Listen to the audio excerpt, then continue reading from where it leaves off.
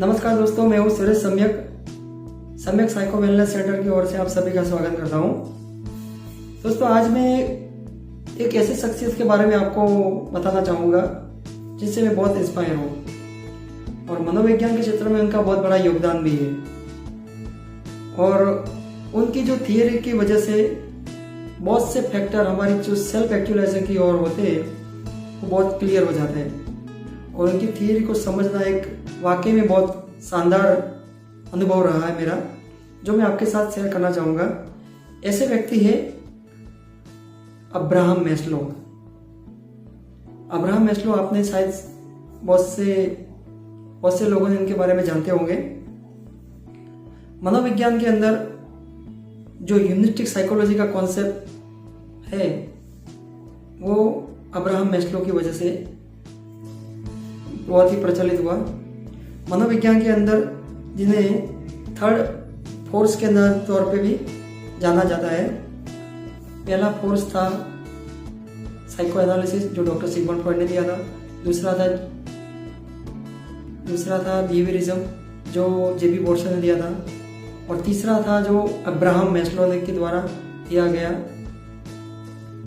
मानवतावादी मनोविज्ञान, humanistic psychology. कौन है अब्राहम मैस्लो? इनके बारे में थोड़ा जानते हैं। अब्राहम मैस्लो का जन्म 1 अप्रैल 1908 में न्यूयॉर्क, अमेरिका में हुआ था।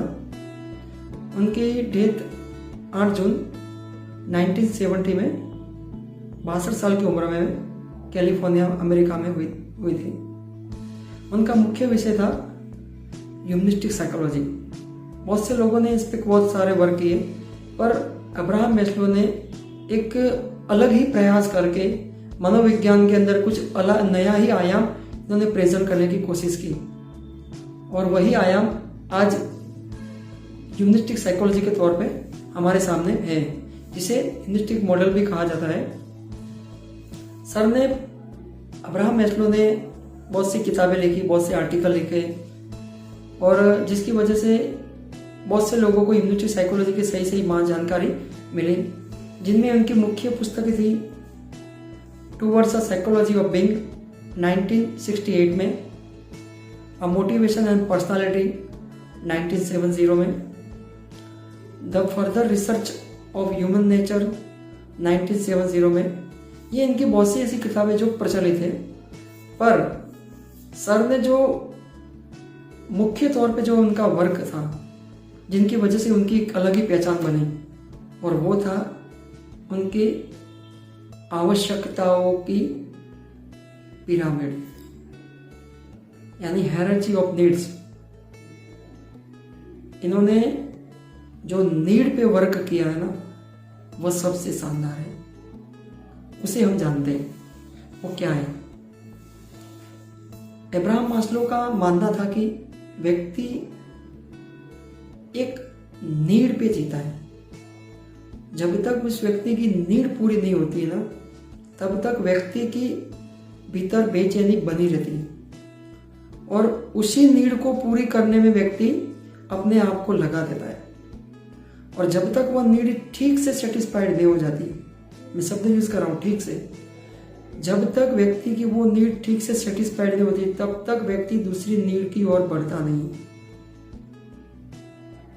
सर ने 5 प्रकार की नीड दी है, जिसमें पहली है शारीरिक यानी फिजियोलॉजिकल, दूसरी है सेफ्टी की नीड, तीसरी है लव की नीड, चौथी है एस्टीम यानी सम्मान की नीड, 5वीं है हमारी सेल्फ एक्चुअलाइजेशन की नीड। तो सबसे पहले देखते हैं ये फिजियोलॉजिकल नीड कौन सी है, बेसिक नीड कौन सी है, हमारी शारीरिक नीड कौन सी है, जो हमारे शरीर को चाहिए, ऐसी नीड कौन सी है। सबसे इंपॉर्टेंट चीज ये है, सर का मानना है कि सबसे बेसिक जो हमारी नीड है वो है ब्रीथिंग, खाना, पानी, सेक्स, सोना, सभी प्रकार की ये बेसिक नीड है। अगर ये ठीक से पूरी नहीं होती तो व्यक्ति दूसरी नीड चाहता नहीं। जैसे हमारी पहली नीड यानी हमारी प्राथमिक जो हमारी फिजियोलॉजिकल नीड है, जो हमारी शारीरिक नीड है, वो जब तक पूरी नहीं होगी तब तक व्यक्ति दूसरी नीड की ओर नहीं बढ़ेगा। जैसे कि अगर हमें भूख लगी तो हमें पहले हम अपने भूख की नीड को ही पूरे करेंगे, फिर बाद में दूसरी नीड के बारे में सोचेंगे। तो जैसे ही व्यक्ति की पहली नीड पूरी हो जाती है, जैसे खाना मिल जाए, तो व्यक्ति दूसरी नीड की ओर बढ़ता है। दूसरी नीड सर कौन सी कह रहे हैं? दूसरी नीड है सेफ्टी की, सिक्योरिटी की। हम अपने आप को फिर सिक्योर करना चाहेंगे, हम अपने आप को सेफ रखना चाहेंगे। अगर एक बार हमारा पेट भर जाए, हमें खाना पीना अच्छी तरह से मिल जाए, फिर हम क्या सोचेंगे कि हमारी कौन सी नीड हो जाए कि एक अच्छा घर मिल जाए या अच्छी कई जगह सेफ्टी मिल जाए, ये देखेंगे। तो ये हमारी दूसरी नीड है, सेफ्टी की नीड, जो हमारी फिजिकल हेल्थ से भी रिगार्डिंग है, हमारे फैमिली में भी रिगार्डिंग है, हमारे रिश्तेदारों में भी ये ठीक रहता है, वहां पे हमें सेफ्टी मिल जाती है। तीसरी नीड है हमारी लव की नीड, प्यार की नीड। जब व्यक्ति की भूख और सेफ्टी की नीड, उनकी फिजियोलॉजिकल नीड और सुरक्षा की नीड ये ठीक से सेटिस्फाइड हो जाए, तब व्यक्ति तीसरी नीड की ओर बढ़ता है, और वो नीड है लव की ओर, अट्रैक्शन की ओर, बिलोंगिंगनेस की ओर। व्यक्ति दोस्ती करना चाहता है, फैमिली में अच्छे रिलेशन बनाना चाहता है, लोगों के साथ मिलना जुलना चाहता है। ये कब होता है? जब पहले की दो नीड सेटिस्फाइड हो जाए तब। अब मजे की बात क्या है, दुनिया में 70% से ज्यादा लोग तो इसी में रुक जाते हैं। ये एक अंदाजित आंकड़ा है पर समझने जैसा है। बहुत से लोगों की ये नीड ठीक से सेटिस्फाइड नहीं होती है, तो ये नीड जब तक पूरी नहीं होती तब तक व्यक्ति आगे की नीड में बढ़ता नहीं। नीड पूरी होनी चाहिए, ऐसा अब्राहम मास्लो का ही मानना है, पर व्यक्ति क्या है, उसी नीड के अंदर उलझ जाता है। तो लव के मामले में आज के जो जनरेशन चाइल्ड बच्चे हैं या कुछ भी है, वो 15 साल से लेके 30 साल तक ऐसे ही इन्हीं नीड में उलझे हुए रहते हैं। जो नीड कहीं कभी कभी पूरी भी नहीं होती, कभी कभी पूरी हो जाती है। जब उनकी नीड ठीक से पूरी होने लगती है तब व्यक्ति चौथी नीड की ओर बढ़ता है। नीड उनकी हमेशा उनके साथ ही रहती है। उनकी चौथी नीड है सम्मान की नीड। अब ये सम्मान की नीड बहुत गजब की है। हर व्यक्ति को सम्मान चाहिए। अब किसी को भी ऐसा कोई व्यक्ति ना हो जिसे सम्मान ना चाहिए। हर व्यक्ति कहीं गहरे अनकॉन्शियस माइंड में सम्मान तो चाहता ही है, चाहे वो राजनेता हो या गरीब व्यक्ति हो। हर व्यक्ति को अपने सम्मान की काफी चिंता रहती है, उसे ये नीड तो चाहिए। अगर ये नीड ठीक से पूरी नहीं होती तो व्यक्ति क्या करता है, अलग ही प्रकार का बिहेवियर करता है। आपको जानकर हैरानी होगी, ऑलमोस्ट बाकी 100 में से समझो 98% लोग इसी एस्टीम या सम्मान की चाह में रुके हुए होते हैं। उन्हें ये सम्मान की चाह चाहिए या नहीं चाहिए। अभी वो क्या करेंगे, वो इसी में उलझे रहेंगे। जैसे कोई राजनेता है या कोई भी व्यक्ति है, उनको सम्मान सबको चाहिए, तो वो क्या करेगा, वो कुछ ना कुछ ऐसी प्रक्रियाएं करेगा जहां से उसकी सम्मान की नीड पूरी हो। या तो वो बहुत बड़ा लेखक बन जाएगा, या बहुत ही समाज सेवा का काम करेगा। ये सब नीड पूरी करने के लिए वो भले कहता हो कि मैं आपकी सेवा करना चाहता हूं, वास्तव में वो सेवा नहीं करता है, इनडायरेक्टली वो अपनी ही सेवा कर रहा है। मतलब वो अपने आप को इनडायरेक्टली सेटिस्फाइड कर रहा है ताकि लोग मुझे जाने, लोग मुझे सम्मान दें, लोग मुझे प्यार करें, इस तरह से। ये भी एक नीड है। और जब तक ये नीड पूरी नहीं होती व्यक्ति सेल्फ एक्चुअलाइजेशन की ओर बढ़ेगा ही नहीं। अब मजे की बात यह है कि हर एक व्यक्ति के अंदर जो 5वीं नीड है सेल्फ एक्चुअलाइजेशन की, वहां तक पहुंचने में बहुत कम लोग आते हैं, रेयर, बहुत ही कम लोग पहुंचते हैं। क्योंकि लोग एस्टीम में ही इतने उलझ जाते हैं, उन्हें सम्मान में भी इतना मजा आता है कि हाँ हर तरह से सम्मान मिल रहा है ना, हर तरह से सुरक्षा मिल रही है ना, हर तरह से खाना पीना प्यार मिल रहा है, तो 5वीं की ओर को लोग क्यों बढ़ेंगे। 5वीं की ओर कब बढ़ती है, जब इन चारों नीड को ठीक से सेटिस्फाइड होके इन्हें त्याज देने का,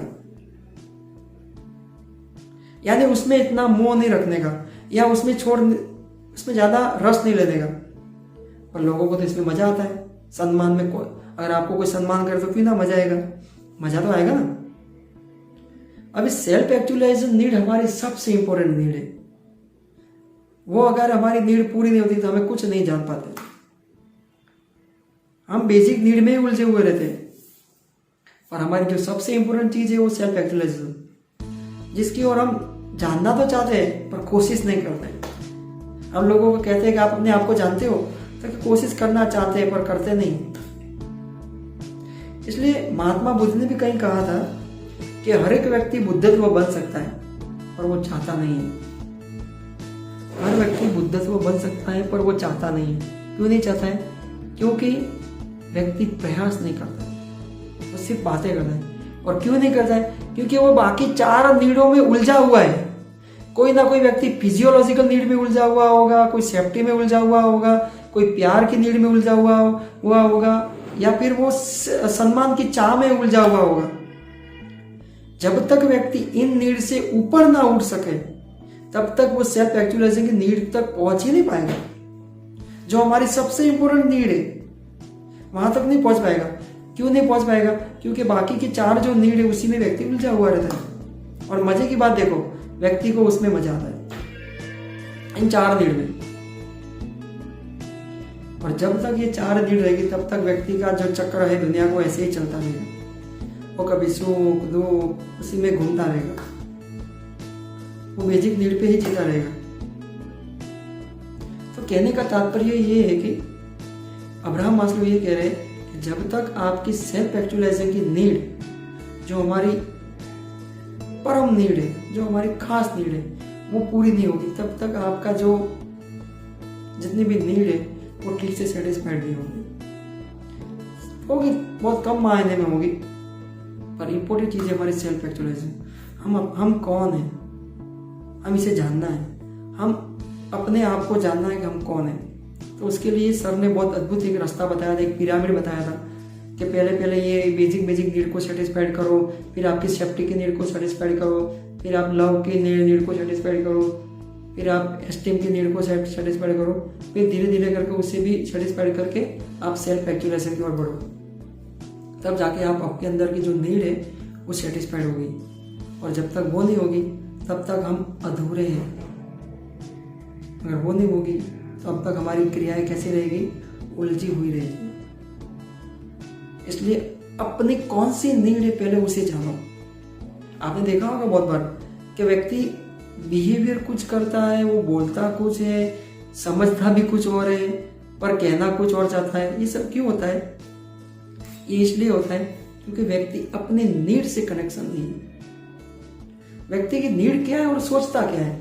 वो बोलता कुछ और है और रिएक्ट कुछ और करता है। इसलिए मैं कहता हूँ दोस्तों, सबसे पहले अपने नीड को जानो। हमारी नीड कौन सी अधूरी है, कौन सी पूरी करनी है, और कौन से हमारे कार्य है, वो सब देखना चाहिए। इसके लिए इनकी थियरी को समझना चाहिए। बहुत अद्भुत थियरी है। आप कभी टाइम मिले तो जरूर पढ़िएगा सर के बारे में, अब्राहम मैस्लो के बारे में, जिनकी theory hierarchy of the needs बहुत ही इंपॉर्टेंट है। आपको समझने में और जानने में मजा आएगा।